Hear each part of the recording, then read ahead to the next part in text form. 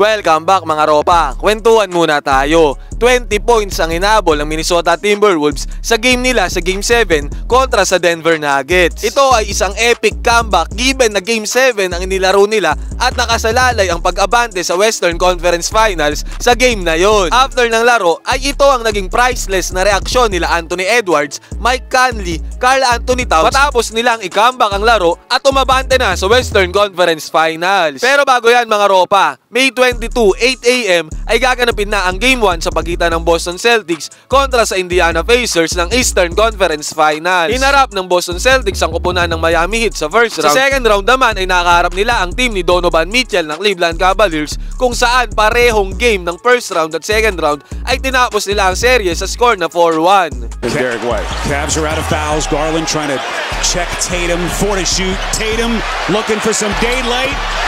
And he buries it! Ang makakalaban naman nila ay kupunan na pinangungunahan ng batang Tyrese Haliburton na tinalo sa first round ng kupunan ng Milwaukee Bucks at sa second round naman ay tinalo ang malakas na team ni Jalen Brunson ng New York Knicks. Haliburton double team, shot clock at 4.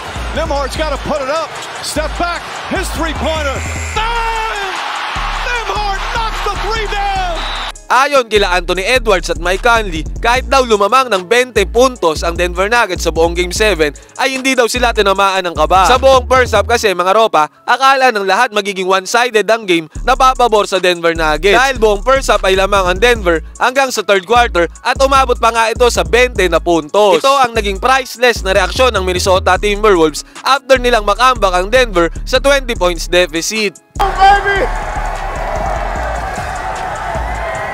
Let's go, man!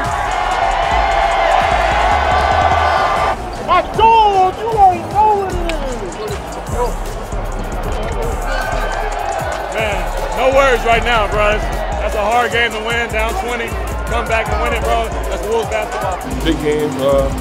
We needed to be down 20, but I don't think none of us was ever in a situation where we was nervous. I think everybody, came to compete, everybody came to play.